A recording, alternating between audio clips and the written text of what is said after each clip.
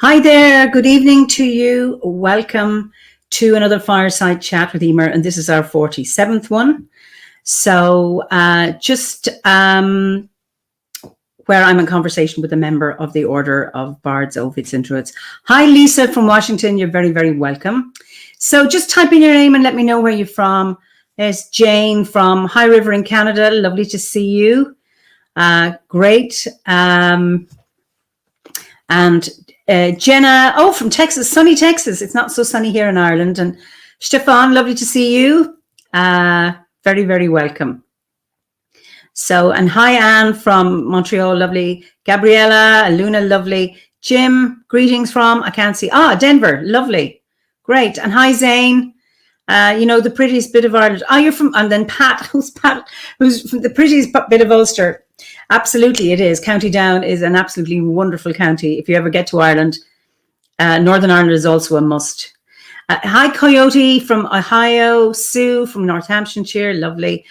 Carl from New Zealand. I'm very impressed that you're up. So you're actually, no, you're 11, 12, 13 hours behind us, I think. And Jackie from Scotland, lovely. Cindy from Virginia. Hi, Ricky. How are you? And Ali from North Yorkshire, beautiful. And Gabby, you're from hot, sunny Sussex. Honey again. Hi, Roland from Bruges. Lovely to see you. I'm from Saskatchewan. Hi, Elaine. Where COVID restrictions are going back on. Sorry to hear that. Ours are slowly lifting, we've been in lockdown for such a long time. So it's hard. Sorry to hear that. And Catherine from Edinburgh. Sunny again. Lucky you. And Maastricht. Hi, Saskia. Anyway, you're all welcome. It's lovely to see you all. And this time my guest is in the UK and I'm going to introduce him. It's Ferdiad McGowan. Ferdiad, you're so welcome. It is lovely to see you. It's lovely to be here. So you're in London, I take it? Yes, obviously not originally from London, but I live in, as Ricky has just said, deepest, darkest South London. He's actually only a very few miles away from me. Okay. And so you're from where? Ayrshire? Yes, it's the Ayrshire coast I grew up on. And what's that like? Going back, it's lovely. I always really enjoy going back, and growing up, it always felt great because you live next to the sea and you have the shore and things. I think when you were more of those sort of awkward teenage years, it was a little quieter, a little more suburban, a little, not much going on. But to be honest, I don't think I really noticed the difference. So I was grand. I was one of those children that just escaped into books. And so it didn't really matter where I grew up, I guess. Okay. So now I know we had a conversation. Well, we tried to have a conversation in Gaelic once. And you said something. I remember on the high street in Glastonbury, and you said something in Gaelic, and I understood it, and I repeated it in Irish. And Did you said, just come up and say good morning to me or something, and I think I just said, La Maki Marahashev, which is about the only Gaelic I know. It has to be clear. I am in no way a fluent speaker of any language, including English. But I understood you, and I repeated it in Irish, and you said that I sounded drunk when I said it. And the funny thing is, you sounded drunk when you were speaking your Gaelic. Yeah, and this is what gave rise to a story which then came back to me much later, how I had the audacity to tell you were drunk at some point. I was like, I don't remember that. Yeah, that was so funny. It was in the morning. Listen, somebody says your volume. Your volume is a bit low. Could you increase it a little bit? Oh, sure. I will.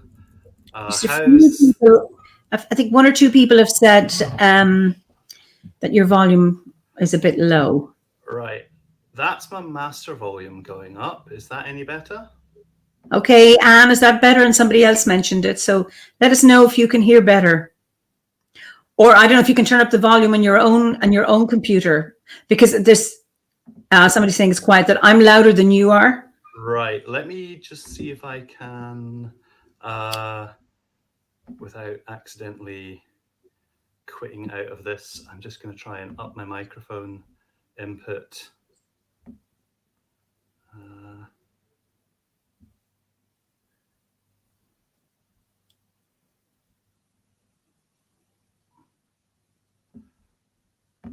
Right. Has that made a difference? Yeah, it's just Eimear's just louder. And others say you're fine. I think I can hear you fine. You are soft spoken, Okay. but I hear you.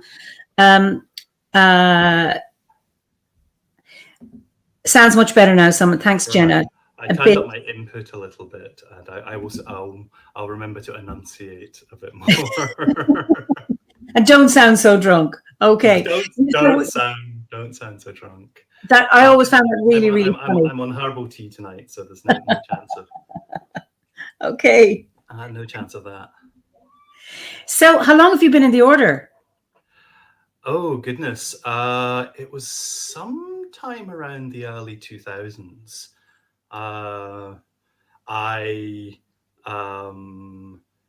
came to Druidry up in Scotland, where there was an awareness of OBOD, but maybe it was a misapprehension on my part. It felt like a very English thing. Yes. Even though I knew it was an international order, it just, it kind of felt like it was specifically the South and Southwest. So not even sort of particularly pan-England, but, it was this group based around. And obviously now that I've been to things like gatherings and stuff where I see people from all over the world coming, I know that that wasn't true.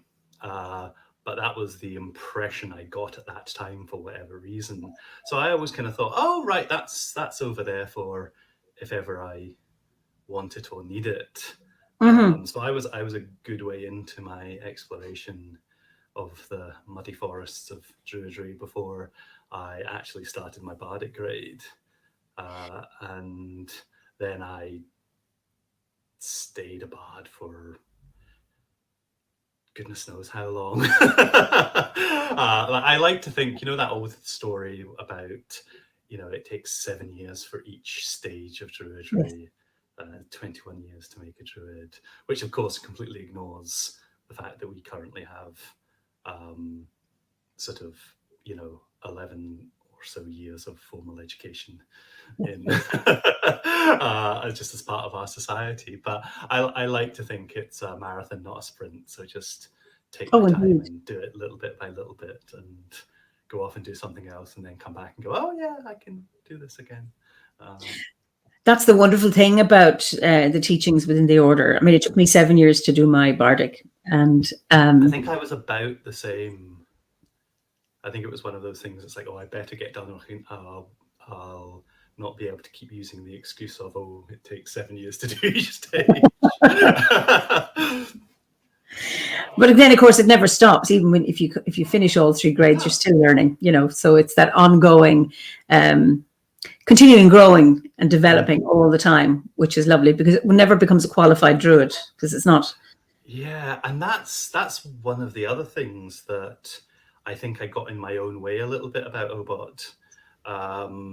Like I had a genuine resistance to like an external authority telling me I could or couldn't be a druid. And,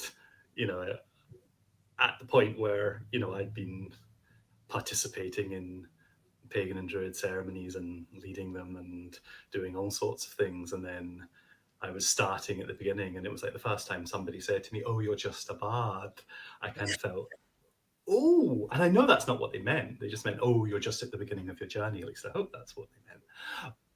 But I was like, oh gosh, that's a thing I didn't know I had.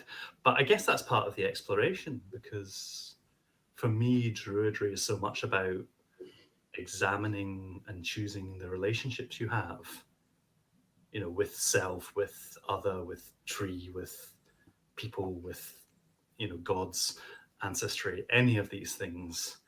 And when you notice something like that, you think, okay, somewhere I have picked up a relationship dynamic that an external authority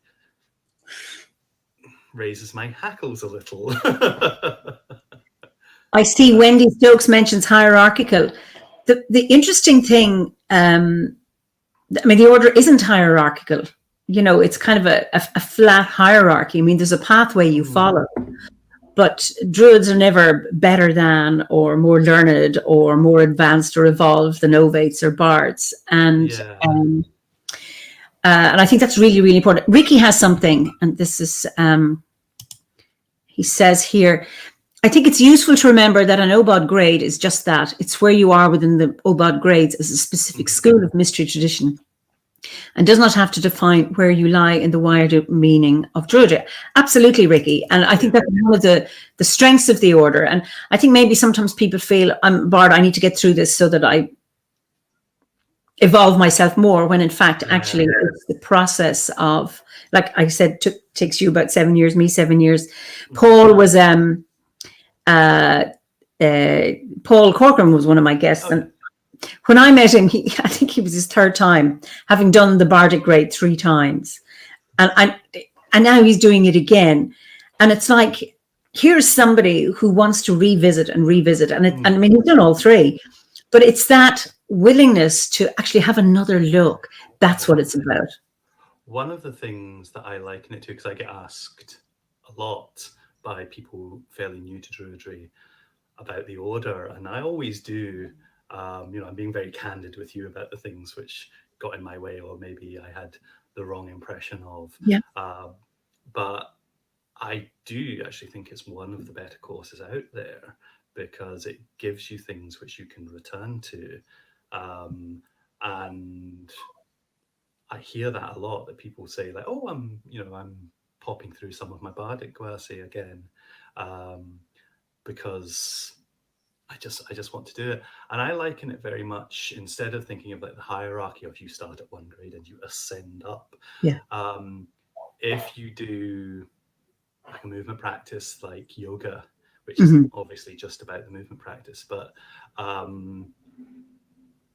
yes, you can have a sort of beginner friendly class, or you can do a very advanced thing where you're doing like physically demanding poses. But there's also an element that, at the beginning and end of it, you start in Shavasana, which is lying down like a corpse. That's right. And how profound that. You can do Tadasana, which is standing up straight like a mountain.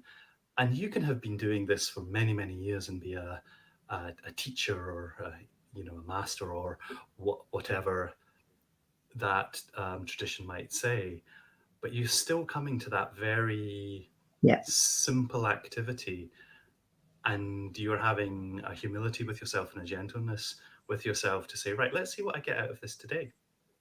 Let's see what chanting Awans does for me today that it didn't do in a different time.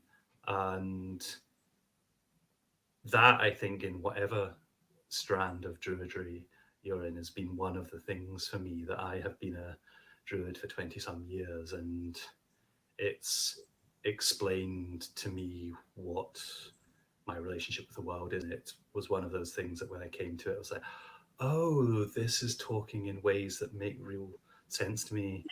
This describes how I see the world, and it still does, except the fact the way I see the world has changed enormously in 20 some years. But there's still enough there of returning that it still describes the way I see the world. Ricky has another comment. Thank you, Ricky, for all your comments. Is every year you could easily just undertake a reflection on how you identify with the elements and come back with new answers and understanding, a basic exercise in the Bardic grades, which could be reviewed and revised and take on a new linear connection each time. I think that's so true, Ricky. Mm-hmm. And then Beth says, it's worth taking your time in order to get the full experience from each course. I find the inner aspect of the lessons can't be forced. Absolutely, Beth. It all just has to be realized in its own time. And I think that is so, so true. Somebody else mentioned it's the journey, not the destination. And to be able, absolutely. To be able to sit with various exercises, like, I mean, when you mentioned the yoga postures, I remember when I lived in Lesotho, I was doing yoga. It was, I think maybe hatha yoga. And we had this teacher came from India, and all he had us doing was shavasana. And I thought, oh, for God's sake, I thought this famous teacher now was going to have us doing, standing on our heads or whatever. I mean, this is my own ignorance and arrogance, and I knew nothing, absolutely, when I think about it. And he was having us lie down there and stretching, and really connecting with the earth. And I thought, anyway, fast forward years later, and I was doing Vini yoga, and I really, really got it. And when my teacher would say, now go deeper into the posture, I thought, what's she talking about? And then suddenly it would click. And just for me, one of the most profound postures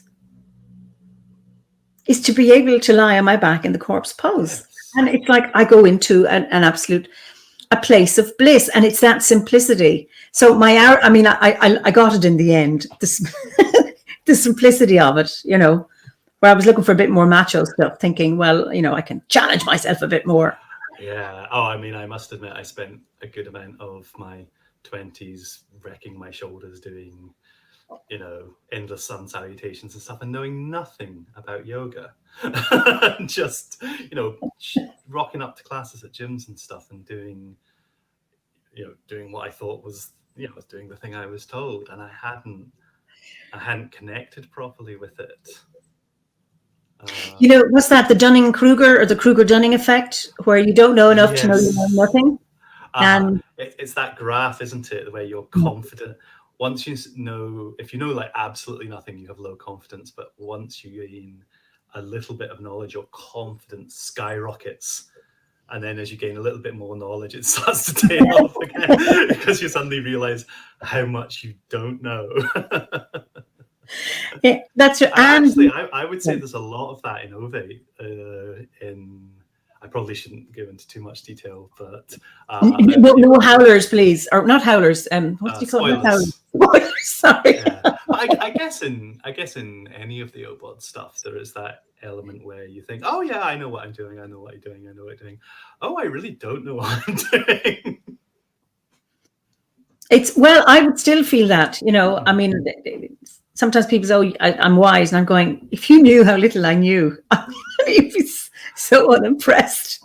And Anne Beer says, we often don't realize for many years what a true teacher has taught us. And that was like that, I think, commenting on my thing about thinking this teacher, and yes, how profound it was.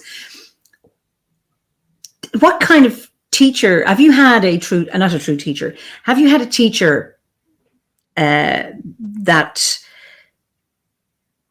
has really had a positive impact or a great influence on you that you would still remember today? Oh, lots of them. But so many of them from, fortunately, which I know is not a universal case, I did have some very positive experiences with the schooling system, which balanced out some very negative ones, which was rather lucky, I guess, because it didn't put me off that sort of academic side of things. But in my journey in spirituality and druidry and shamanic practices, I've had some wonderful teachers and I've met some wonderful people. And I think you can actually find teaching in a 5-minute chat you've had over a cup of tea. It doesn't have to be like, right, I sat at the feet of somebody. And actually these days, I think I would be enormously suspicious of anyone who wanted me to do that. I don't think I'm probably missing out on some wonderful learning, but you just wouldn't get me doing that.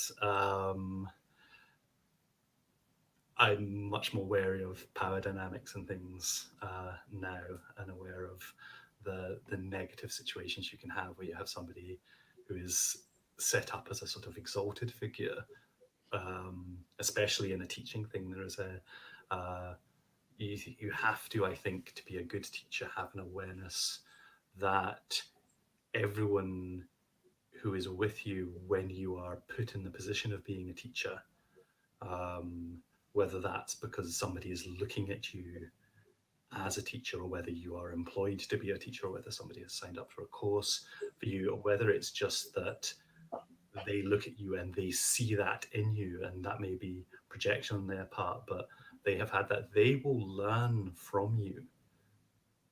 You just have to be aware what they are going to learn.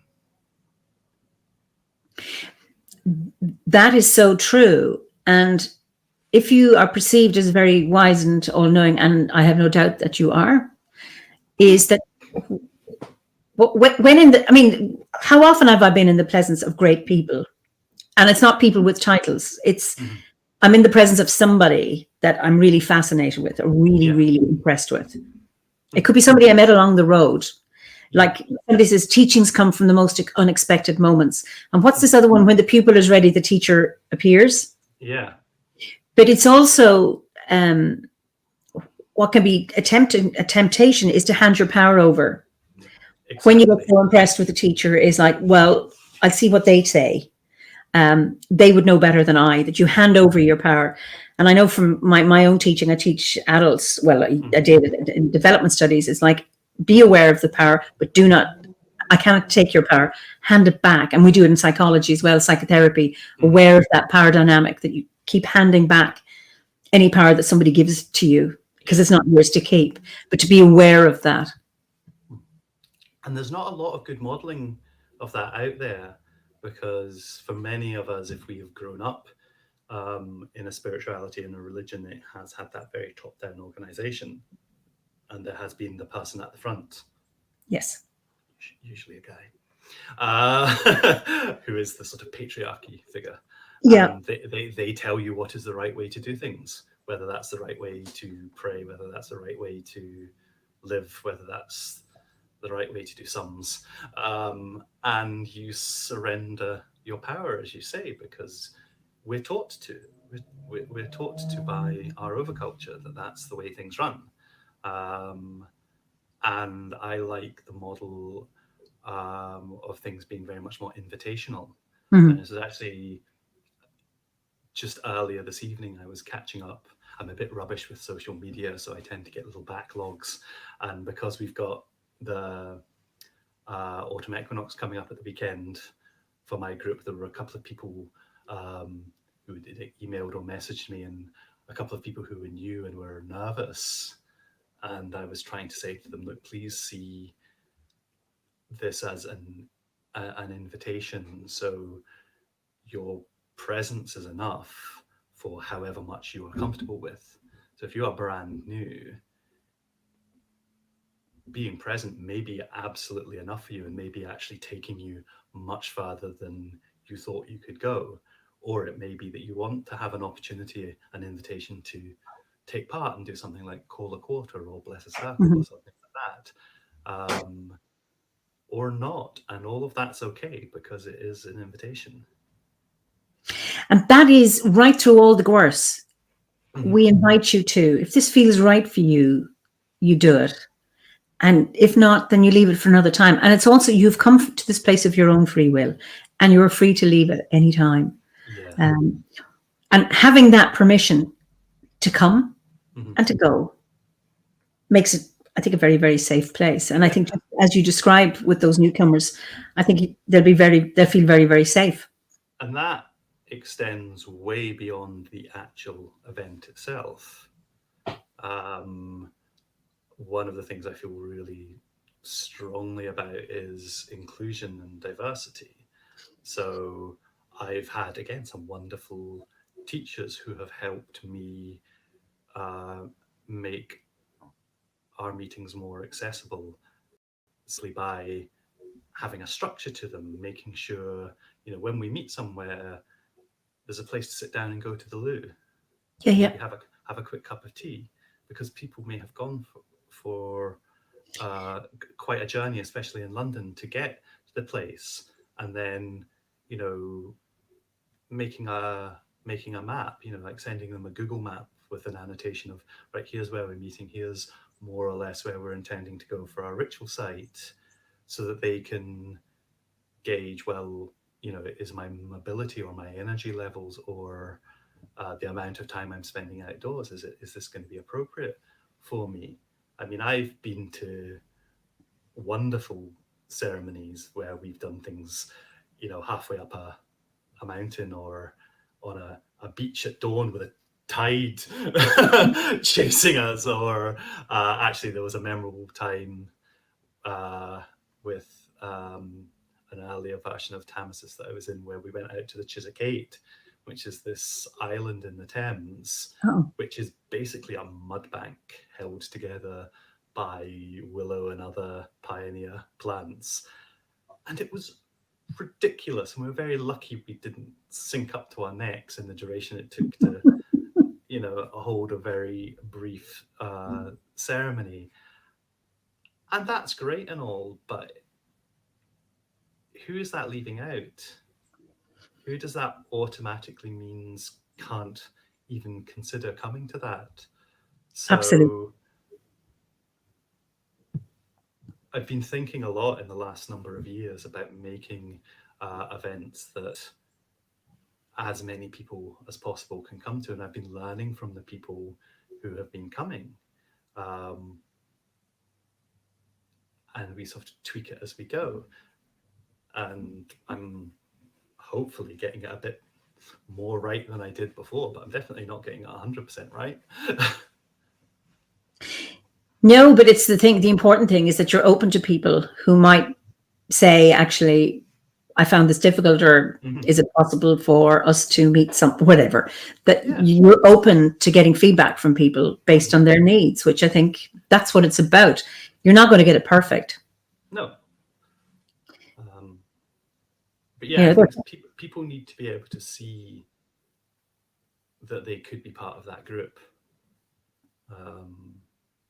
I think there's a power that we have, especially with things like social media now, with even having like a Facebook page for your group, and if people are willing, putting photos up of the meeting and things, so you can humanize the experience and you can look and see and go, oh right, yeah, I could see myself standing with that group of people. They look, ordinary and not particularly scary, and maybe a little bit eccentric, but friendly and eccentric. Art Scarborough says, we plan with the idea of including the mobility impaired.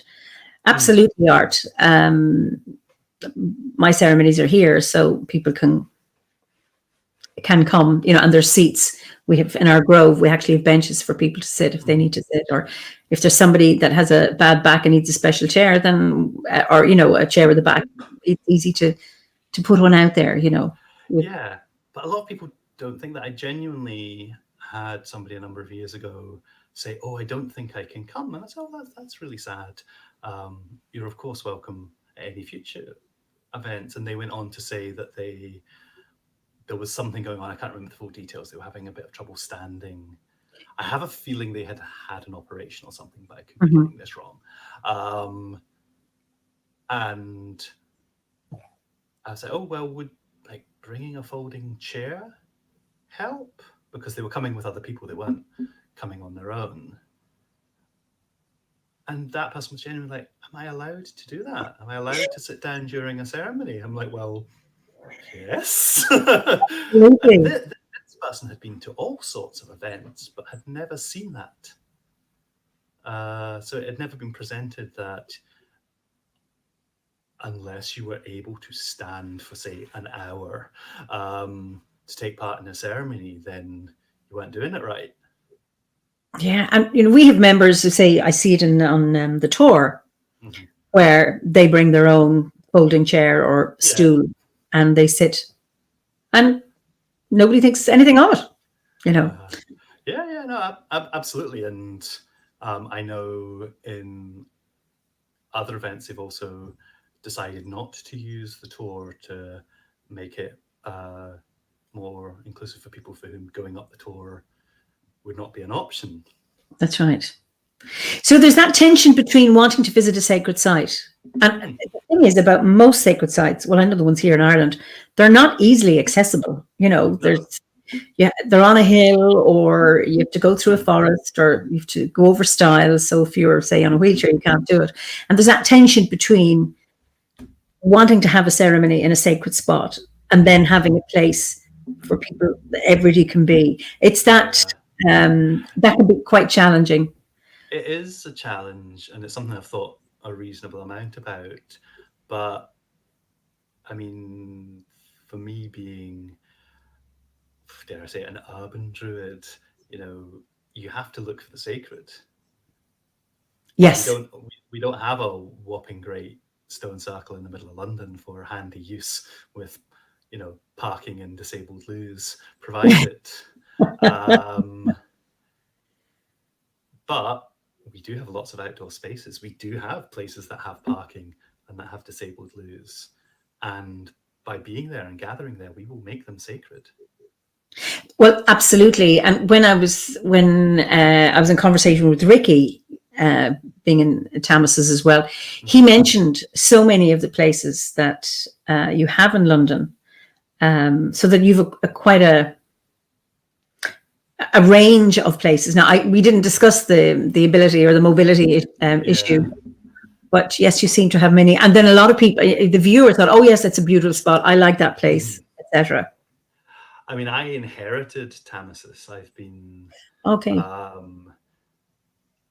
leading it. He says with a very uncomfortableness to claiming that shepherding it. I don't know what I've been. I've been doing whatever it is I do for Thomas's for about a decade now. But before that, when I joined, it was 3 members of the order who were guiding it along, and it was Liz Cruz, Hilda Leesons, and Scylla Conway. And I mean, one could make wonderful references to Pratchett at this point, but I would instead say that, despite where they may be in terms of like an order grade or anything, you had Liz, who definitely has the soul of a poet and embodied that bardicness, and then Scylla, who designs tarot decks and has made oracles and does readings and things. She very much was steeped in a Vedic nature, and Hilda was an amazing ritualist and priestess. She was a druid. She did that holding of the sacred for people, and within a year they all moved out of London, as happens. And it was either, actually no, I think Scylla stayed behind a little bit long, but she was definitely not going to run it all on her own. Yeah. And it was sort of, everyone else took one step back and I hadn't, and I was left going, oh, I guess if I wanted to be you weren't quick enough. I'll do it. But they had inherited it from somebody before who had started it, and I think they all met at her house, and then she, for whatever reason, couldn't do it anymore, and so they were the ones that had this idea of moving to different sites around the city. For the simple practicality of, it was, I guess, mutually inconvenient for everyone. Yes. Because everyone would just go, oh, well, why don't we meet at that place that's really handy for me? Yes. But if you're moving it around, sooner or later you get one that's a super easy journey, and then you'll get the occasional one where you're, navigating up a crease in a map, and it kind of makes it worthwhile. But as we've done it, we've found places you're comfortable with, or we're comfortable with, and that seem to work for us. And it does feel that we have a relationship with those places, and that there are some that it feels more appropriate at different times of the year to go to. Yes. There's a lovely place in Hilly Fields where, for the millennium, they built a modern aligned little stone circle. They had a little bit of Millennium Arts funding or something like that, and they built this little stone circle, and it's wonderful to go up in the spring while the trees are still bare, because you can see so far, and it's just such a light. It's like right at the top of a hill, but it's freezing cold. I remember, going up there for IMOC and feeling like the meanest PE teacher in the universe by heralding all these people out and thinking, right, we'll make this one a quick one because and everyone absolutely loved it and was I was kind of trying to chivvy them along to make it a bit quicker, but I was like, oh right, fine. Actually, just Enjoy it. just enjoy not being able to feel your toes and having numb faces from the sleet and stuff, because it's experiencing the Part of it. Yeah. It's not all about comfort. I know I've been to Glastonbury a few times at Christmas or at the December gathering, where I can feel my feet freezing. And then sometimes Decembers are mild there. Yeah. It's that. Well, I mean, there is definitely antiquarian druid precedent for long johns. It took me. Yes, I didn't cop that for a while. I'm now learned. There was an account of a antiquarian druid who had designed their own druidic outfit of what, and you see little illustrations of it, and it's marvelous. But essentially, looks like a pair of long johns with like some funny glyphs and things drawn on it. It's marvelous. And that was he strode around wherever it was. I think he may have even been London based, but he strode around being the druid of, who was warm. Yes, and was clearly much more sensible than the writers who imagine us running around scantily clad in the middle of winter. That's right. Matthew says, do you market your trips or is it word of mouth? How do folks know when there's a ceremony? I assume, Matthew, you're talking about Thomas's Ferdiad's group. Yeah, a lot of people find us through the Order and through Touchstone. And I think as many people have found us through somebody who knows somebody. And we have a lot of people who have come along because they have heard about us and thought, right, yeah, I give this druidry lark a try and come along and see if it's for them. But I would say most of the people I think we find through if you're looking for druidry, one of the first things you're going to find, especially if you're UK based, is OBOD. And if you're searching druidry London, you're going to find Damasus. So again, I think the internet and social media helps a lot with that. I mean, reluctantly, I have a Facebook group for it, but I really use it just for organizing and for the send out event function. It's not an open group because we do get a lot of traffic coming to the group who wouldn't ever be able to attend. So, for example, people from the US or Australia, and they maybe feel a connection and they want to be a member of a druid group in London, and that's delightful. But the purpose of the group is for people who are going to attend the meetings. So I've sort of held the space in a different way for that and said, well, actually, there's loads of places to socialize with other druids. This is not that. Okay. Just Jane, because Jane's in Canada, our Grove's first Imulk was in 3 feet of snow on a -10 day in Calgary Park. Oh, Calgary, yes, that would be wonderful. Needless to say, it was a fast ceremony. Yeah, and doesn't that just say what your druidry should be?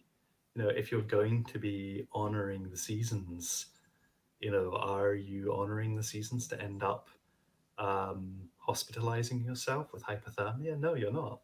No. So do something that's appropriate, even if it means having a really fast ceremony, or having a ceremony where you go outside and go, wow, let's go inside and celebrate with a fire, or celebrate by building a great fire. I suddenly reminded of a Scots comedian called Ricky Fulton, who very long time ago had a little sketch about druidry where there's a bunch of, it's the standard setup in like the white bed sheet things, and then chanting and the beards, and there's like some, being the BBC, it was probably like plasterboard stone circle or something. I don't remember it. I don't think they actually had the budget to go somewhere, so it was probably just in a little field, and they put up a few mock stone circle, and they're all chanting away, and you can't hear what they're chanting, and then it gets clearer, and then it gets clearer, and then it gets clearer, and they're all chanting, "Jesus, ain't it bloody gold? Jesus, ain't it bloody gold?"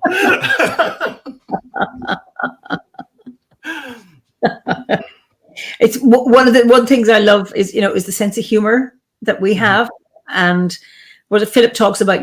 Druids hold their beliefs lightly, and that we have enough gravitas, and solemnity in terms of being respectful to ceremonies and nature, but also that humor to laugh at ourselves and to laugh when it's freezing cold, and to use it with humor.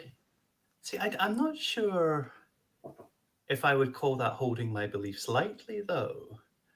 I think you can do serious things in an unserious way.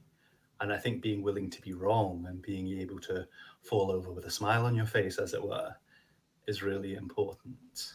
And I would see that as being holding it lightly in a sense, as opposed to being fundamentalist. Oh, okay. Yeah, I see the distinction. Yes.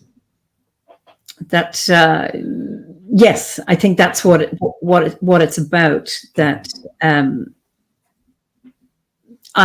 they're important for me, but not.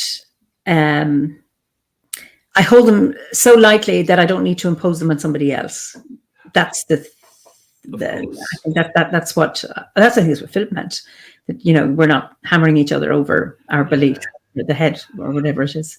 I mean, one of the things that was delightful when I came to Druidry initially was the first group I was in was I learned the ideal that proselytization was actually deeply offensive. It was considered almost like it would be like a massive social no-no, because how dare you assume that you would know better than somebody else what their spiritual path should be. And I had never really had it articulated like that for me before, and it made so much sense. Somebody says, does fundamental Druidry exist? And somebody says, unfortunately, yes. Not within the order, unless I'm blind, but I've never heard, of arguments around, should we be polytheists or animists or whatever it is, and that we hold, people can come with whatever spiritual values they've brought with them and can integrate them into their Druid practice. That we don't say you have to be this way, and we don't have dogmas. So within this order, no. But I would say, though, that one of the things as a maturing new religious movement that Druidry and any major order has to be aware of is people often come with their own fundamentalism. And we've seen in recent years that there is nowhere that is uninfected by fundamental and radical belief systems creeping in and poisoning them. And I think that's one of the things that, as either a group leader or an order leader, you have to hold a very firm boundary against this, what's it called, the paradox of tolerance.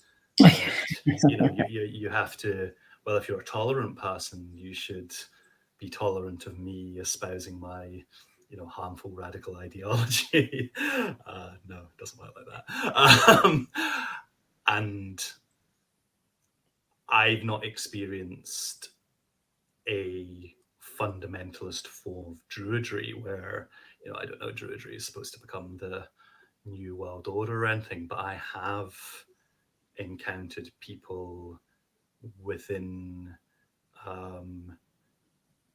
Druidry and within paganism that have radical ideologies that are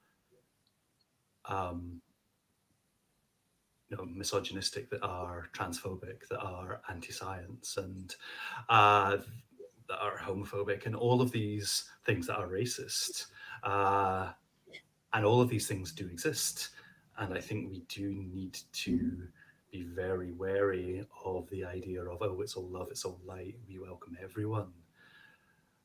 Because there's a limit to that. There is a, as they used to say, a pale, as in beyond the pale. There is a fence, and actually to have a healthy community, you have to have boundaries, and you have to have an ability to say, no, that's not welcome here, and you don't get to come into our spaces and espouse those ideals. Absolutely, and I agree with you. So I just comment that, it's that I suppose I think was talking. I think fundamentalism exists in every faith somewhere. That's Hannah. I suppose when I was thinking about that, within the order, that we do not proselytize and espouse Druidry as the one true. Yeah. So from that there may be prejudiced fundamentalist people within who have certain views, misogynistic, homophobic, or whatever, but that as an order we do not espouse those. But so it's Matthew says it seems like fundamental Druidry sort of goes against the whole point of Druidry. Yes, it does. However, people have their own. Go on. Go on. No, I was going to say it goes against what you and I and Matthew and hopefully most people listening think of as our Druidry, but we don't have a control over. That's right. What Druidry is, and anything which has any affinity or alignment towards an historic ideal or a national ideal or a cultural racial ideal needs to be hyper vigilant, I think, against these things, because we've seen it. We have seen it in Asatharar and Norse groups that have been corrupted by people with Nazi ideologies, and it's there's that wonderful Ronald Hutton quote where he says that whenever he hears people talking about authenticity, it's the smell of bleach and the jackboot click of jackboots. Yes, it's like, yes, you have to not just think like, oh well, we're all fluffy and lovely over here. I don't think it's enough anymore for anyone to not be these things. Like, so to take an example of racism, I don't think it's enough for me as a white person in a position of privilege. And by privilege, I don't mean anything other than the academic sense, in that any of the problems I experience in a society are not to do with my race. That's the privilege I have in that narrative. It's not enough for me to not be racist or not to act in a racist way. That's like a baseline of being a decent human being. It's incumbent on me as somebody who benefits from those mechanisms to be actively trying to dismantle it. Mm-hmm. So it should be the people outside the group. So, it's not enough to claim allieness. You hear a lot, every Pride Month of like, oh, I'm an ally. And like, really, what are you actively doing? Because ally is a verb, it's not a noun. Well, I mean, it's a noun, but it should be something you are doing, not something you are just saying. And I don't buy that it's enough anymore, especially given very recent history of the last 5 years. Yeah. To just sit by and hope for the best. I think we actually have to be actively dismantling these problems and actively seeking to ensure they don't infect our spaces. Absolutely. Gosh, this has gone very serious. I'm normally it has. But judging by the comments from our viewers that they're really enjoying this and have their there's so many. Anne Beer says it's such a relief that OBOD is so aware of this challenge and continues to have such a respectful and flexible approach, respecting individual freedom of belief. And then Art says, and this is so true, in a room of 200 people of any spiritual persuasion, you'll find 250 surprisingly different viewpoints. Oh, you'd be lucky if it be that few. So that Mary Kate, thank you for talking about this. For me, Druidry is the practice from all earthly realm ideologies and individually trans up to the next level. I'm not so sure what the next level is, but it's certainly it's earth-based. Actions speak louder than words. This is from Beth, as always, and it's our individual responsibility to ensure our actions match our words. Well, that is absolutely true. That's one of the three values of the Fianna, the warriors of Finn McCool, was that our actions match our words. Was purity of heart, strength of limb, and that our actions would match our words.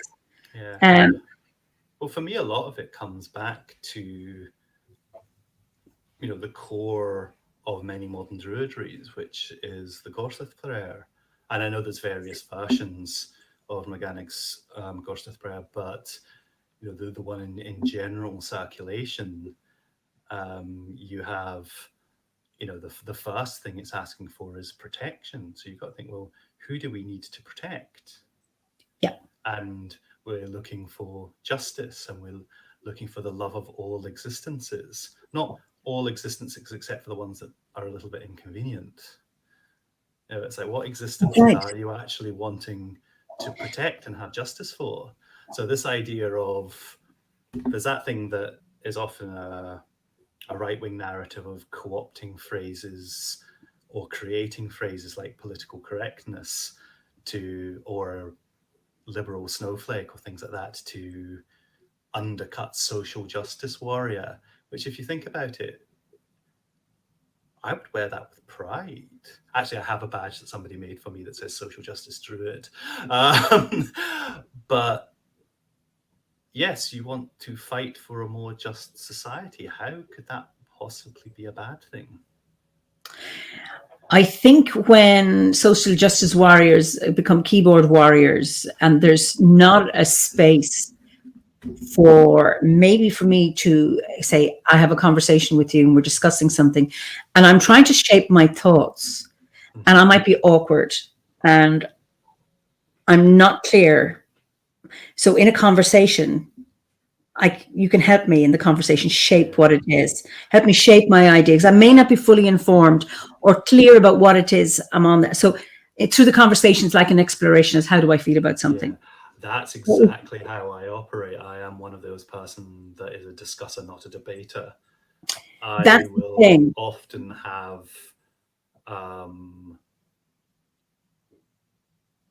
an idea, and I'll say, look, I'm having an idea and I need to talk about it, and I'm going to get it wrong, but can you be with me in this process? And some people can and some people can't, because if you're talking about something which is very difficult, especially with somebody who is marginalized and will have trauma around that topic, maybe the approach is to say, look, I'm having this thought, I need to find somebody to talk it out with, but I don't necessarily think it needs to be you or could be you. I might need to go away and do some work and do some Googling and do some reading or watching or listening for people in your community. Then I might want to come back, and would you be okay having a conversation once I'd done a bit of work myself? Because we shouldn't need to be re-traumatized every time somebody needs to be educated. People should be taking responsibility for that. There's that. And then there's also, for people who have been traumatized, that they get the help they need to help them manage it, because it's important to be able to build up resilience so that you're not traumatized every time you hear something that is offensive, because then that causes far too much distress. So we end up with people who I mean, I've talked with people who've been traumatized, but often I get into a conversation with somebody and I say something and they hop on me. Mhm. And I go, I didn't mean that. Yeah, but you said it. And it's like, no, what I'm trying to say, I'm trying to shape this. And then they keep cutting across me. So I can't actually get to voice, to articulate what it is I want to say. And it's that debate bit, isn't it? That, and then debates are fascinating and they're really, really interesting in their place. When you have emotion and there's two debating teams and it's a game. But when you have a conversation and you're trying to explore or unpack an issue that's very, very complex and multi-layered, that conversation piece, like, help me shape my ideas. We do this in therapy. Somebody comes like, what is it you want to work on? And they may not even be clear. Let's shape this. Let me repeat back what you've said.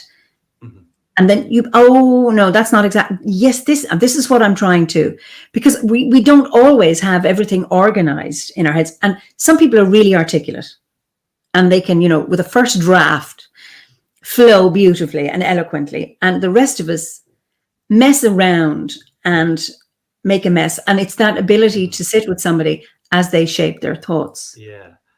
And it's also the ability to realize that it needs to be the right person. Yeah. You're a therapist. You're going to be a wonderful person to talk about that with in a therapeutic context, not because they buttonholed you in Sainsbury's. That's right. It's all about context, and it has a strong element of consent around it as well. Of, right, we're in this conversation. I've agreed to be in this conversation. Actually, the conversation is going somewhere which is making me uncomfortable. So I'm withdrawing from this conversation. And that has to be okay. Oh, absolutely. Especially when you're dealing with things like dynamics of marginalization, you will have those people that don't even know that they have got these landmines waiting to go off. And you will say something, usually through well-intentioned ignorance, and you will set them off. And I've had that happen to me where I have stepped on the landmine or I have been the landmine. I have been on both sides of that, where I have taken massive offense to something that somebody else thought was completely innocuous, but it is impact over intent. The impact was real. It's that therapy saying is, yes, your feelings are real. They may not necessarily be true, but they are real. And the thing is, though, when somebody has become the landmine, that a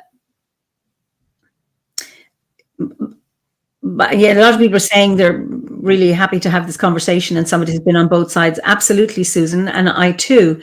It's what happens to the people who have been landmine, or who are the landmine, have gone up and they're hurt. It's around, for them, what my wish would be for people to get help to be able to manage that better. Because if you get, like I said earlier, if you keep re-traumatized all the time, you spend the rest of your life being a victim in some way and in pain. Yeah. And it's around finding support for people to unpack the complexity of that as well. I think is really, really important. Jamie, hi Jamie, lovely to see you. There's such a lack of wanting to understand others now. Seems like everyone is just wanting to win and not converse. You make a very good point that, and this is what the debating bit is, that, there's a winner and a loser, when in a conversation it should be a mutual sharing and a curiosity and a fascination to want to know and to have an idea what it's like to, for that, listening to that person from their experience. Yeah, and it is the listening to people's experience, and that's one of the big stories of marginalization, is not being listened to or not being believed. Of people saying, "Oh, well, I've never seen that, so therefore it must not happen. Oh, I've never seen any racism in OBOD. I guess there's no racism in OBOD. I've never seen any sexism or predatory behavior in this organization. I guess it must not happen. There's no bullying in your school." Yeah, well, I've never been bullied, so I guess there's no bullying in school. Yeah, it's an almost comically naive approach to think that just because it hasn't happened directly to me, or that I can't imagine it happening to me, that if it's happening to somebody else, they're either making it up or they did something wrong. What people often say is the "what was she wearing" argument, which stretches into all sorts of things. That's a very blanket term. But absolutely. And that comes in many ways from that just world belief. So people who have a just world belief is that good things happen to good people and bad things happen to bad people. So if somebody has been raped or attacked, what were you wearing? Why were you going down that street? Well, I wouldn't have gone down there at night. So there is that, maybe you were a bit looking for it there. So because I'm a good person, so I need to believe that I am safe in the world and good things will happen to me. So therefore, bad things only happen to bad people. And that is really, that's a secondary trauma to somebody. It's bad enough being attacked or whatever it is that you've happened to you. And then someone says, well, I wouldn't have done it that way. Or I think, you need to toughen up a bit, Ferdiad, you're a bit soft there. Or, well, I wouldn't have been there. I wouldn't take that kind of stuff. I wouldn't have put myself in that position in the first place. And then it goes further. It's like, well, I have such a powerful relationship with my gods, they protect me. I wish. Sometimes we sleep. That is, there's what talk about hubris there. It is just psychologically, when people have had social acknowledgement of their experience, that goes a long way to mitigating, say, post-traumatic stress disorder. It's the not being believed. And Alice Miller used to talk about, child sexual abuse. I can't remember, I've forgotten the title of her book, but she would say, if you've been believed and you've been protected from further abuse, that goes a long way to your healing, so that you're no longer a victim of that.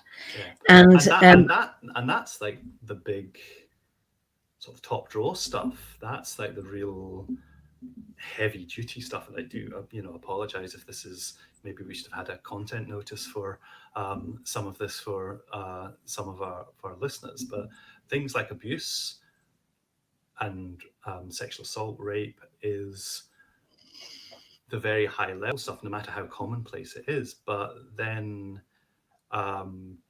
it goes into all marginalizations as well.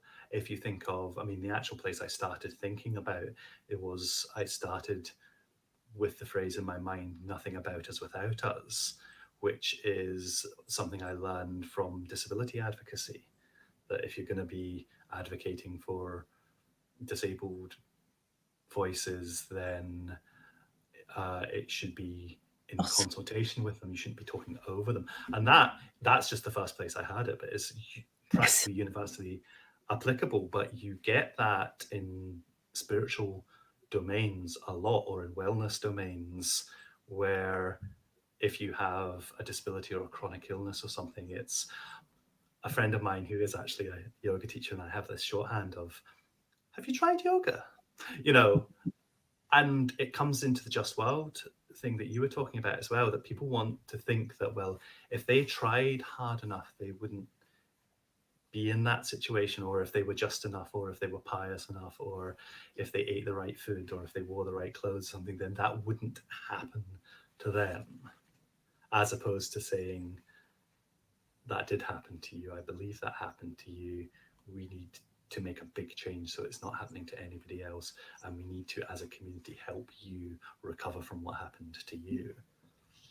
And that's the relationship. And that's, somebody mentioned, the art of conversation, is that I am ready to be with you and listen to your pain and be with you as you are. And I'm not talking even as a therapist, I'm talking about as a friend or somebody in your community. I'm willing to sit with you as you're dealing with this, and you can cry, rant and rave, and I'm going to be there. I don't have to do anything. What I want to do is witness and be there and listen to you. And that can be hugely important. But often you see, when people are confronted with a terrible story, it taps into their own horror and their sense of helplessness and powerlessness. So I don't know what to do about this. Oh my God, you know what? I can't listen to it. This is too much. They're crying. I'm going to start crying. and I need to get away, rather than actually stay there. Yeah. Because they're living with it, they can't run away. And even you as a friend to be able to sit with them, I think can be hugely important. And there's a lot to that, because it goes both ways. One of the really useful and powerful things that a friend said to me once when I was going through a rough patch was that, aside from validating, saying, look, it's okay to not be okay, was that they said, I'm not going to say that, I'm always there for you, ring me anytime you need anything. I'm not going to say that, but I am going to say, I want to be there for you when I can be there for you. And that was enormously powerful, because it made me frame us focus on what I was taking to the other person and how to do that in a way that was healthy for both of us. Because I think sometimes you do just spiral around and tell each other mutual tales of your own trauma until you dissolve into a puddle. And maybe that is the start of something, but I don't think it's ever going to be the end of something. You need that reconstitution thing. It's like that cycle within praxis of knowledge and learning, and then application, but then the third thing of reflection, or Yes. reflection and integration, which I always rather liked, because it's like a druidic triad, but And it also takes you off that spiral of, it helps you move forward. Mm-hmm. The thing you're talking about, we both share our miseries, that can be really helpful. But if we're both constantly sharing our anger and our victimhood, we can often stay stuck there, and then we feed it each other, and then we stay stuck. It's about being able to hear, be heard, and I suppose some people are easy to listen to and can feel heard, and others don't feel heard enough. And I suppose keep asking to be heard and keep talking until they feel they've been heard. It can be quite a complex one. Yeah, I think creating the relationships you want in life can be very difficult. Creating a relationship with somebody where you say, look, I need a bit of validation here. Yes. And it can be, hey, I need you to tell me you love me, or I need you to tell me I'm not broken. It can be from, I don't even think those are binary states of one one state or another, but it can be in all sorts of different areas. Or I need you to validate that, yes, I am broken, but I am worthy of love. One of the things I get really annoyed about is the toxic positivity movement. All that kind of, how do you expect somebody else to love you if you can't love yourself? Nonsense. And it's like, everyone is deserving of love. Well, we were born, I think, at the center of our own universe. But if we haven't experienced that love as infants from our parents, if we have our parents with us, or our primary caretakers, if we haven't experienced that, then we don't grow. I mean, they've shown research in orphanages, babies who don't get don't get emotional love from their carers, don't get good care, the death rate is high. Yeah. And even things like physical touch, which I think is very interesting and we're going to feel for years to come, how touch starved everyone's been over the last 18 months. But there's all these, I remember having a science background, it's quite interesting because you read things and you can often read between the lines of when you read a science paper and it says, this was done in a laboratory condition, and you kind of go, hang on, that means you did something to these laboratory animals. And it's quite often, especially when you go a bit further back, it can be quite horrifying. But I remember reading accounts of experiments into touch starvation where they used newborn primates and the Harlow experiment with the terry cloth monkeys, mothers, the wire monkeys? No. This was one's this book by, I think it's Montague, called Touch and Touching, and it's all about how it's like different responses, social, cultural, medical, to touch therapy, like massage, and having a back massage therapy. I'd read it in that phase of my life, and it was things like, right, when if you take an infant animal away from its mother and leave it without being touched, or in some cases licked or groomed or any of these behaviors, then its organs don't develop properly. Its nervous system don't develop properly. It becomes, these things are enormously important, not just in a purely mechanical thing. Then we have the whole overlay of, like you say, of feeling that importance and feeling that nurture, and that's within the family. And then, in a wider sense, if you've got a society that doesn't value, or that just constant messaging of your lack of worth or invisibility from a culture, where you don't see yourself represented in your culture, that's another form of that starvation.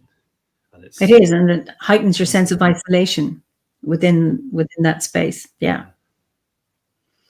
So you told me you have a special interest in natural medicine. Yes, that's sort of one of my big hobbies and loves and interests, is anything that comes out of the kitchen and anything that comes out of the ground, basically. So I trained in massage therapy, I trained in sports therapy, aromatherapy. I've done some courses in herbalism, but I've never done the sort of full medical herbalist training, which I would have loved to do, but there was never a time where I had the money to go and do a 3 or a 4 year degree. But it's something which I absolutely adore and is very important to me. Okay, somebody's saying my volume is still too high. I'm going to turn mine down just to. I've turned it down a little bit. I hope that's okay. I don't know if that's. I'm always afraid of doing it too much, because generally my volume is okay. So Ellie, I hope that's okay. Sorry, Ferdiad, go on. No. It's okay. I was just having a quick panic to look at my my control things in case my volume setting had slipped down or something. Is it you that's too loud, or is it me that's too quiet?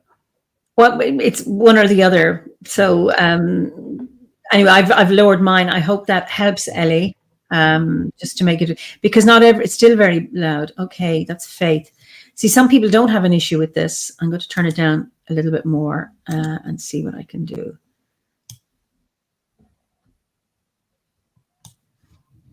Okay, I hope that's. Oh, thanks, Ellie. It's a bit better. All right, good. Right. Egg. What's interesting is that through these, you and I sound the same volume, so it's very difficult for me. I'm the same. I'm the same. So but everyone's system's gonna interact a little bit differently. I suppose it is that everyone perceives the world slightly differently, but we can do our best to make ourselves understood. Yes, because some are saying you're still too low, but I think it's more about Eimear being too loud. Anyway, I've tried to do it. Sounds okay.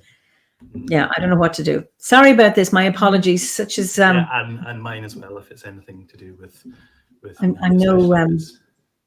I'm no sound engineer. You see, if we were both too loud, people could turn down the volume on their sets. But when we're both different, it's difficult.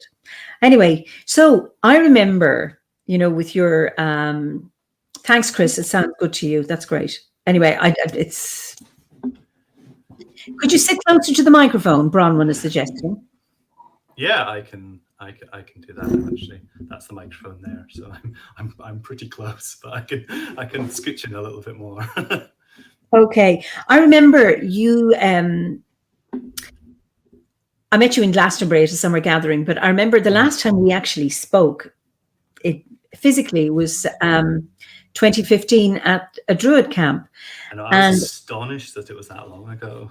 I know. And I brought my daughter, who was 14, and Yes. Clutch, who's another member of the order. She brought her daughter, who's maybe 15 at the time.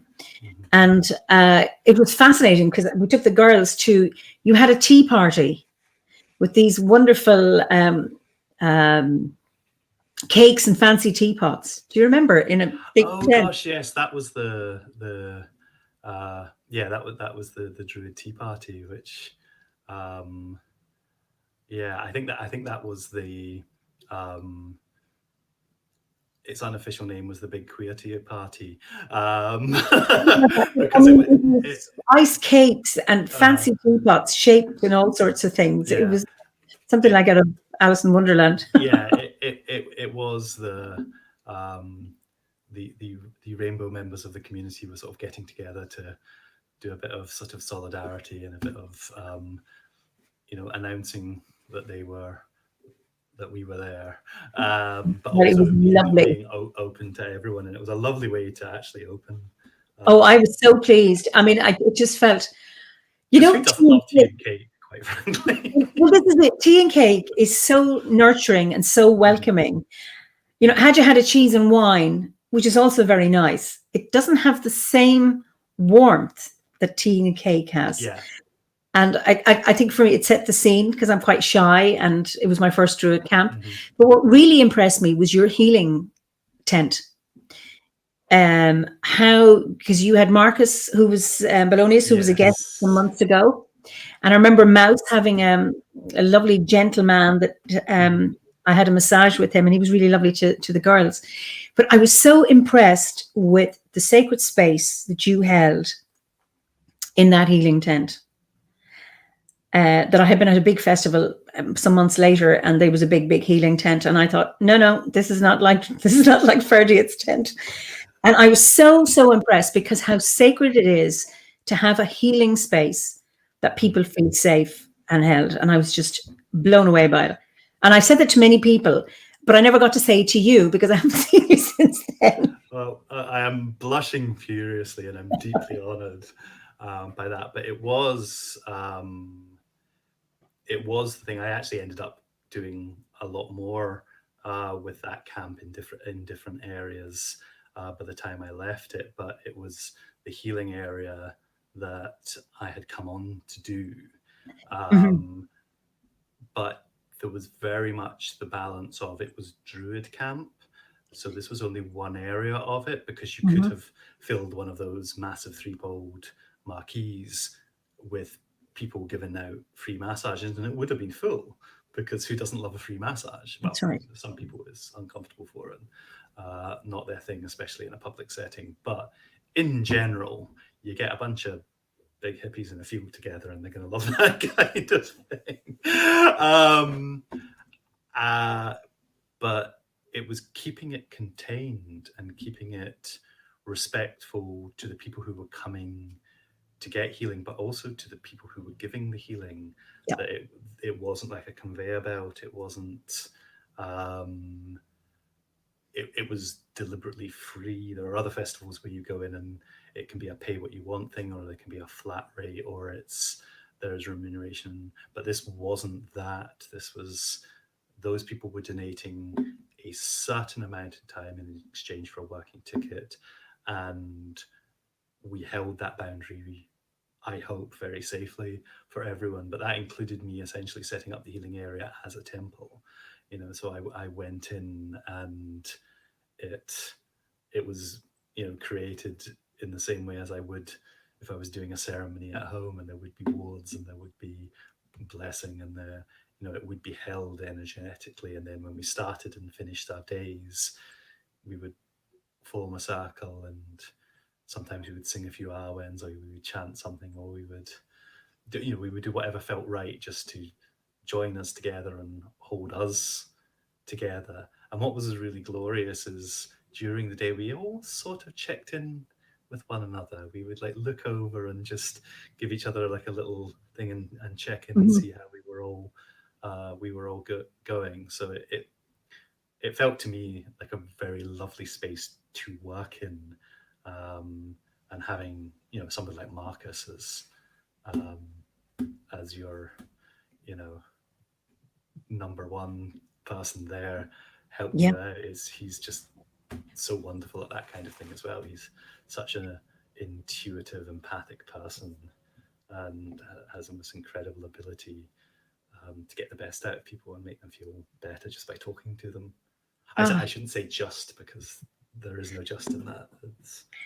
Well, as a recipient, of going in there and handing myself over to the care of another, I felt very safe, and I was really, really impressed. I just, that's so, and I still remember it. And that's 5 years ago. I also remember I was terribly cheeky and dragged you up on stage to do Just a Druid Minute, which must have been. Was that you who asked me? It must have been utterly terrifying. I had never heard it. Yeah, that was the thing. Everyone else was like, "Oh, it's that thing that was on Radio 4." I had no idea. And then you acquitted yourself rather marvelously. Against Paul Mitchell, and there was Penny, wasn't it? Myself, yes. Paul Mitchell. Oh gosh, yes, yes. Yeah. Now I had seen it. So Ali, somebody got me. Okay, she just found some.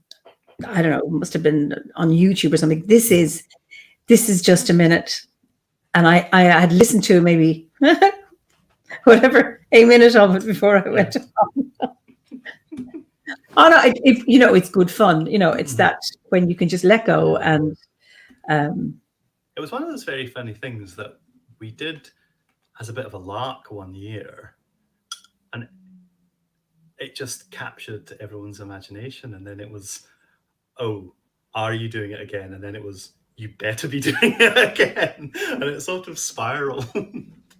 Because Penny was and Paul. And they were really. I think Paul won or did Penny win, but shh, none of that really matters. Well, I certainly didn't win, but they were brilliant. Well, obviously they'd been masters at it. They had been years at it, because it just explained to people what you have to do.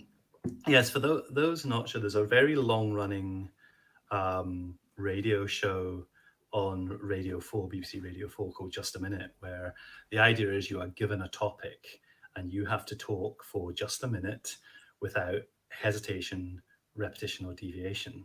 And it's such a simple concept, but it is fiendishly difficult. And all I can say is I was glad that I was the chairperson and not one of the contestants, because there's no way I would have been as witty and erudite as everyone, including your good self, on it. But it ran for years and years on the radio with Nicholas Parsons hosting, and he very sadly died within the last year or so. And it's going to be taken over by Sue Perkins, I believe, or that may have started already. I'm a little bit out. Oh, so it's still going, because you.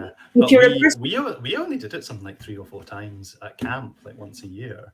But you would have known it from the likes of Paul Mitchell and Penny Billington, who were just as urbane and witty as Clement Freud, or someone like that was doing it, or Paul Martin, that had been doing it for years and years professionally.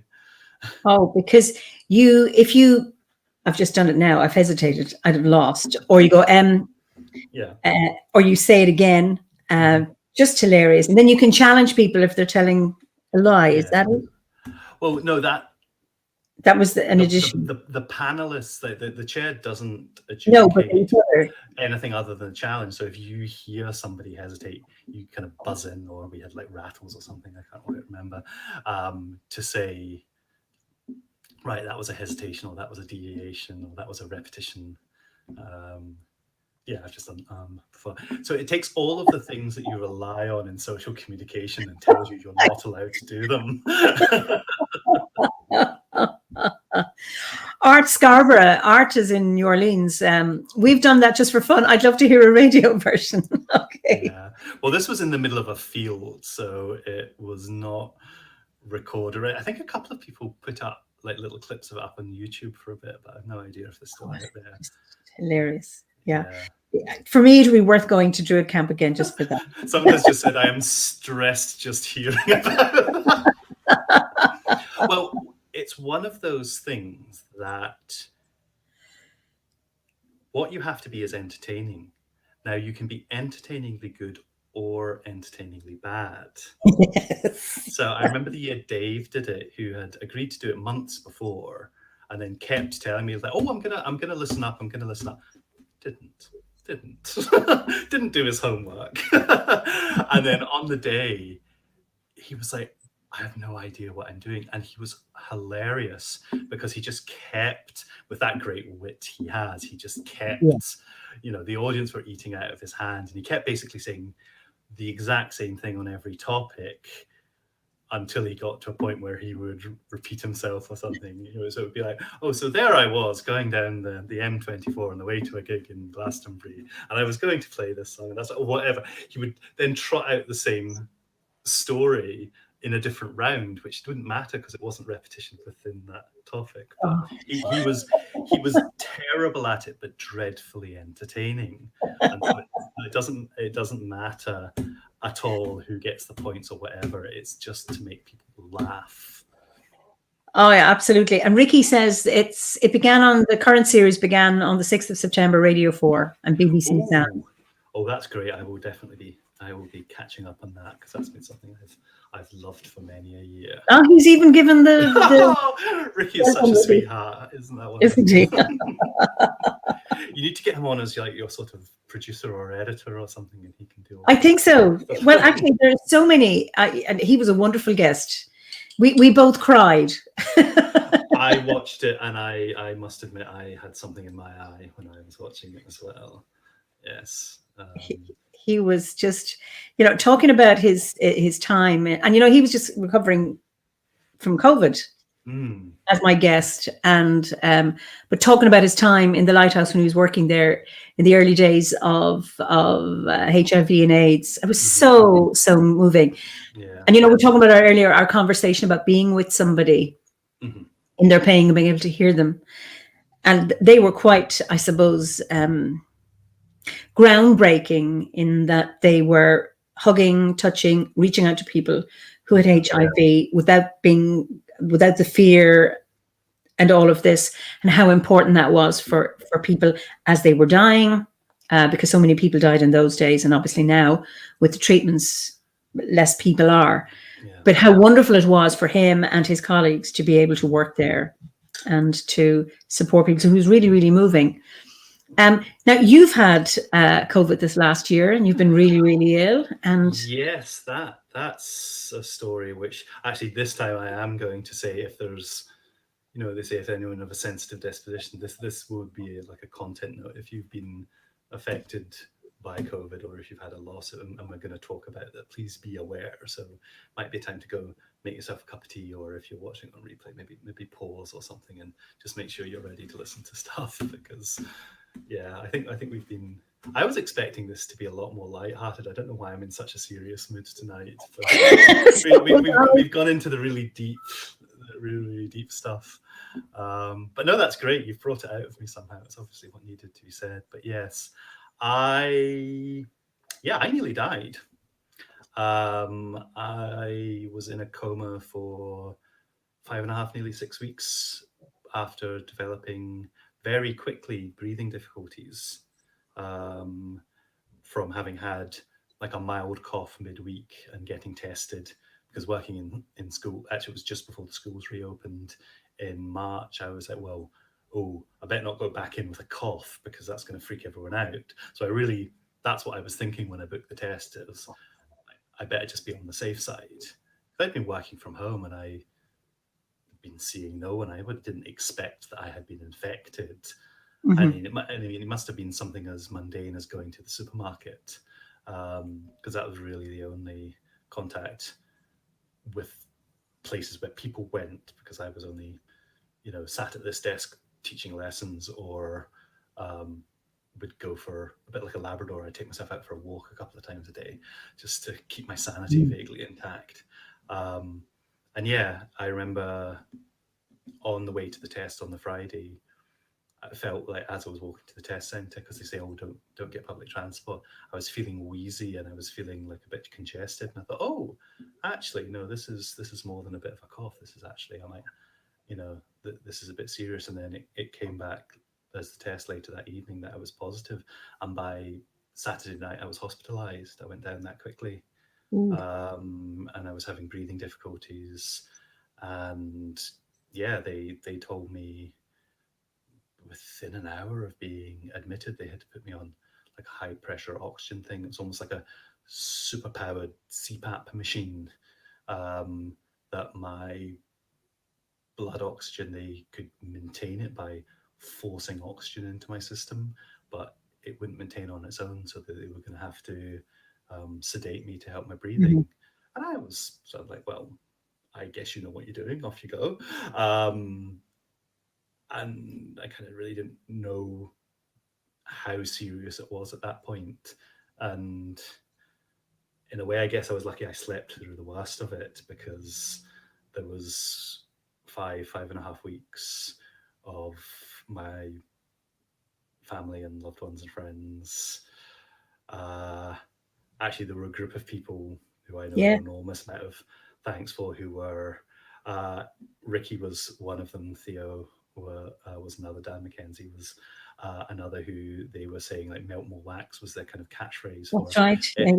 Yeah. It doesn't matter what you're doing, whatever the thing you do is, but just please do it. Yeah. And so I think, as well as a very skilled medical team, I also had a lot of love and energy holding me. And Yeah. fortunately, I made it through, despite some. Yeah, COVID is not a nice ailment. It No. does a lot of things to a lot of different systems in the body, which I'm still recovering from in many ways. Um, so you have this multi-system attack on your body, as well as your lungs filling up with fluid and you drowning, and not being able to breathe. But again, mercifully, I was sedated through the horrors of that. Um, but then, having been in a coma for nearly 6 weeks, when you wake up, your body can't do anything. Mm. um, that thing you see in movies where people wake up after a year in coma and sort of spring out of bed. I can tell you it is not like that. Yeah, your muscles have atrophied, so you don't have the strength to even sit up, let alone stand, let alone Yeah. walk. I had to relearn motor control, so um, using cutlery, Yeah. which, yeah, you're sort of like a baby. You can't quite sit up properly, and you're scooping food into your mouth. I mean, actually, for a lot of the time, I had been, for all the time I was unconscious, and for a few days until after I left intensive care, I was being fed through tubes and hydrated Yeah. through it was all automated for me. So yeah, it, it was a lot. It was not a great experience. It's an experience I'm still recovering from. Mhm. Um, but it's yeah, I kind of don't know what to say. It is a big thing. It happened, and it's still going on, and I've had to learn how to do practically everything again from the beginning. So, what would you say that your experience of COVID has taught you? Um, One of the things it has taught me is that I was loved. Yeah. And in after like a year and a half of barely seeing anyone, and even getting to the stage where I know a lot of my friends was like, I just can't sit in front of a screen anymore. I love you, but I can't sit like this. And it's too much, because I've just spent 8 hours of it in my working day doing it, or Mhm. however long. You know, it was very easy to feel burnt out and alone, and not necessarily even know that or articulate that, but I think it had crept up on me, and I'm sure I'm not the only one, and I know from various people in my close group that was the case for them, that they were in a state of, numbness and burnout, and Yeah, uh, absolutely. from the whole experience. I mean, especially those of us who were in a situation where we had to keep going. So, I mean, I mentioned it a couple of times, but I am a teacher. I teach in secondary school. So when they closed the schools, we were told on Wednesday, right, the schools will close on Friday. So on Monday, you're going to have to start teaching online. So it was sort of like, right, you've got 2 days to reinvent education. Oh, goodness. Off you Yeah. go. And a few false starts, but we limped along. But there was so many things. I mean, we think about, and obviously rightly, we think about the NHS and how astonishing they are, and how, any attack on the NHS we should be absolutely manning the barricades against. And all the people, whether you're somewhere that has our National Health Service or anywhere else where there's frontline healthcare workers, obviously I cannot praise them to the gods highly enough. But there were so many other things, the people who work in supermarkets, the people who Oh, deliver yeah, things. that's right. That what's really quite interesting to me is that we're often, you think of somebody working in a supermarket, and it's maybe not a job that is respected very much in the national imagination, perhaps. Um, and yet we find out that these people were absolutely vital. And not only that, is they were putting themselves in harm's way by Yes. working in a shop so that we could go and buy our cornflakes. And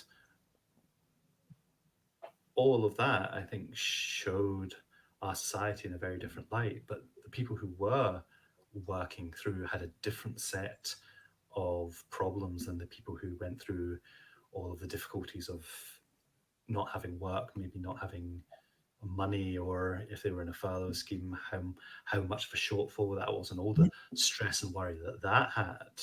I mean, that was, it's not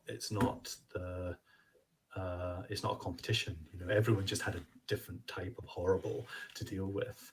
But a lot of us who worked harder. I mean, I think that was the hardest year teaching since my qualifying year. Um, I just seemed to be always working, thinking about work. So I was exhausted and burnt out even before I got sick, which may explain why I got so sick. Because And you, so feeling that amount of love when I came around, and realizing that people would have missed me when I've gone. Well, intellectually, of course, I know that, but to feel it so viscerally was enormously powerful. And it took me a while. There were like cards and things to look through, and at first I couldn't look at them because it was too much. But then slowly I sort of went through, and actually there's a lot of people who sent me messages and things, and I probably won't have replied to them, and I missed them. So if you're listening, sorry, but thank you for being so amazing and lovely, because yes, it helps, that connection that you have. So I guess that's the big thing. I think it's a wonderful um, thing to learn, because I know Ricky kept me in touch. So you were on my healing candle and Yes. held our ceremonies. But how important, I was aware of how held you were. Mm-hmm. And we can never back this up with science, but we know it intuitively. No, I mean, That I could go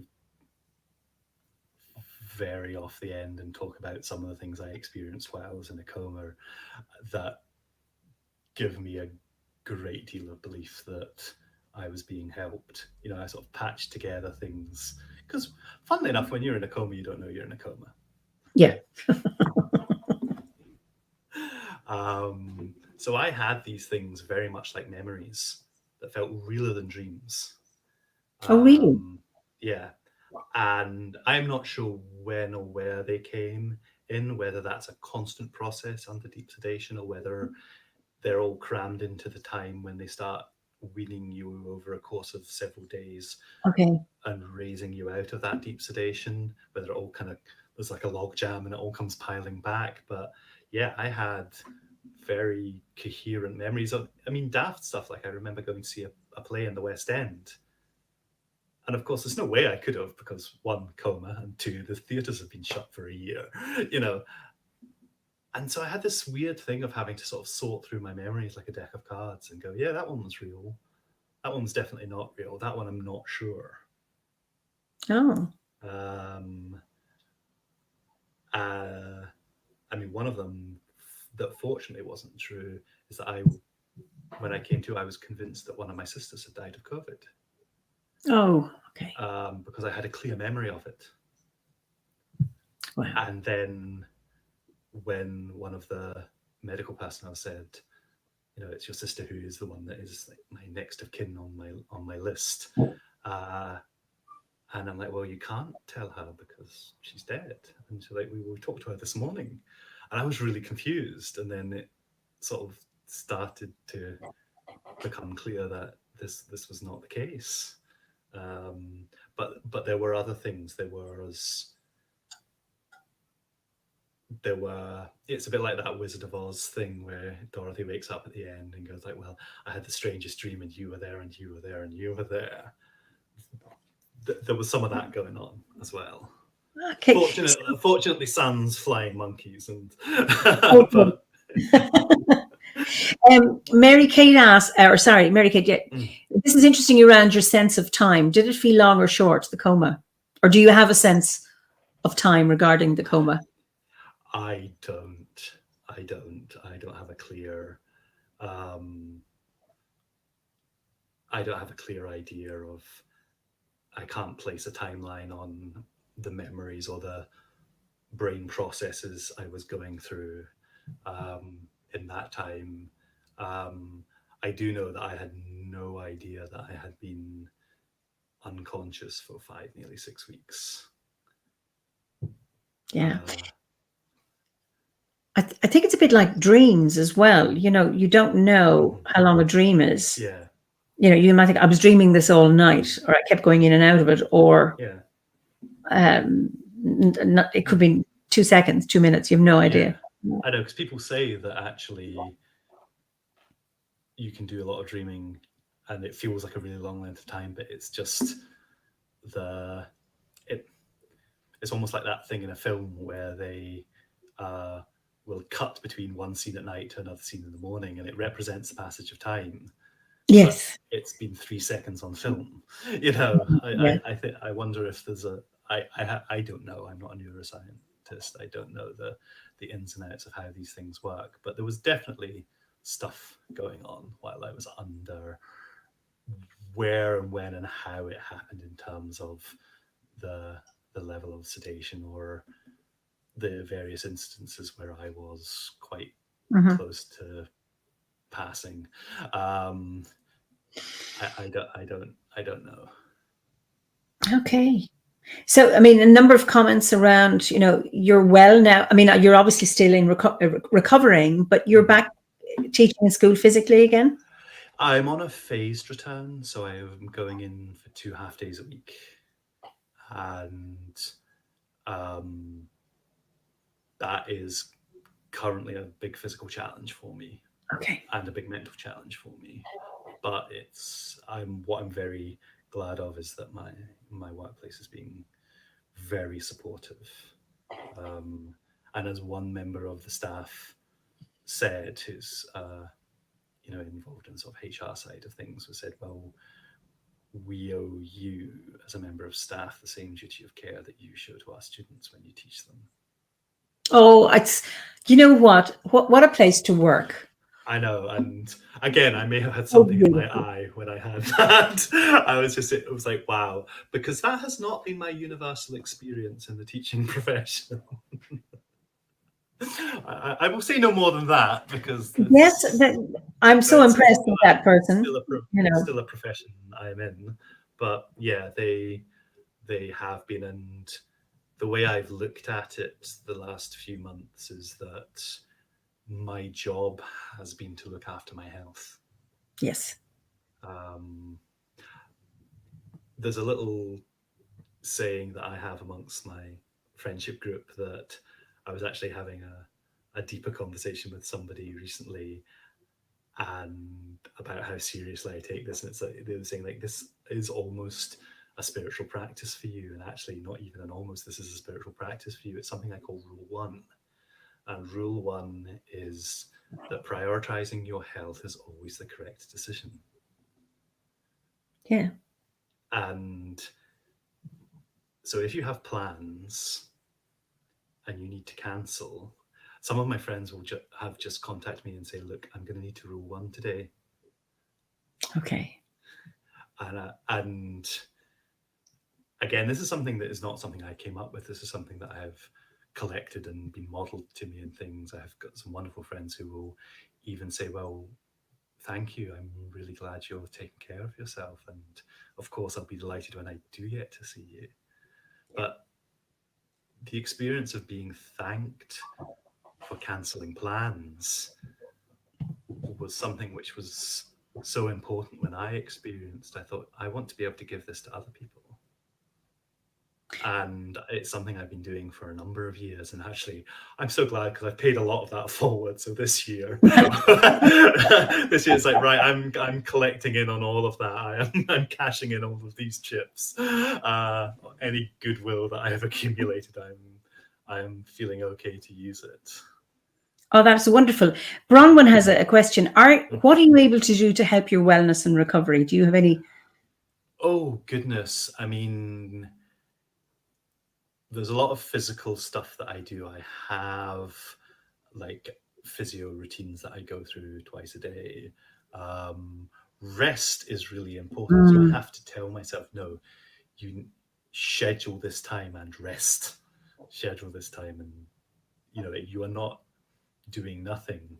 You are choosing to rest. That is, it's not that, oh, why am I being so lazy? It's why do I need so much rest? Yeah. That's a different way of framing the question. It's not your fault.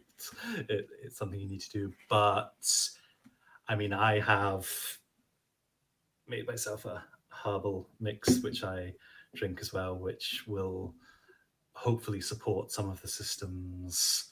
Like I had some nerve damage and things, and there's a bunch of herbs in there which help the nervous system. So I'm attacking it from lots of different angles. I'm looking at the food I eat and supplements and things like that. And there's a whole other bunch of medicine that I'm taking as well. So it's not a case of I'm on my own and I just have to make do with my own skills. I've got a lot of care, but fortunately I have a lot of learning in areas that can help me. So I've been looking at ways that I can support that myself as well.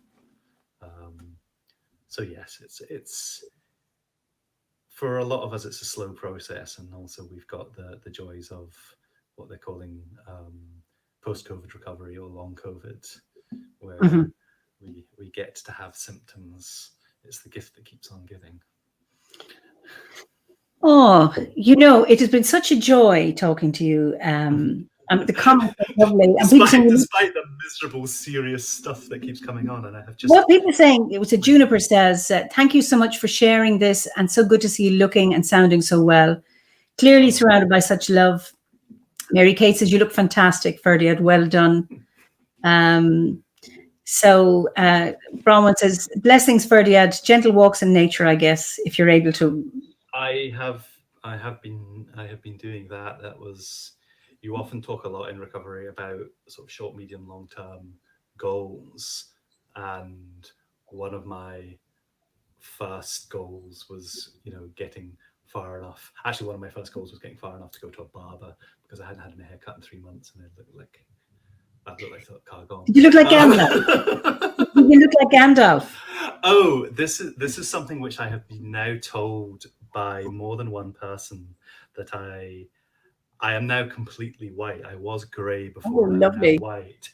and I have been told that I am now no longer Ferdiad the Grey, I am Ferdiad the White. Like Gandalf after he fights the Balrog, yes. He comes back and he's got the white hair. So yeah, I've gone full Gandalf. You know, are you familiar with the Finn McCool story? Yes. So the druid on the River Boyne who's waiting to catch the salmon is Finn Acus, which means white wisdom. So welcome to that. Well, I went grey pretty young, but I am now totally white. It's yeah, I used to be a redhead, so I went this color when I was in my early 30s.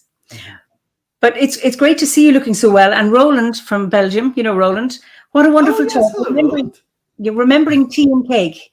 Just a minute. Thank you, Ferdiad and Eimear. Hugs to both of you. Anne Beer, it's been a thoughtful, wide discussion. Thank you so much. Heather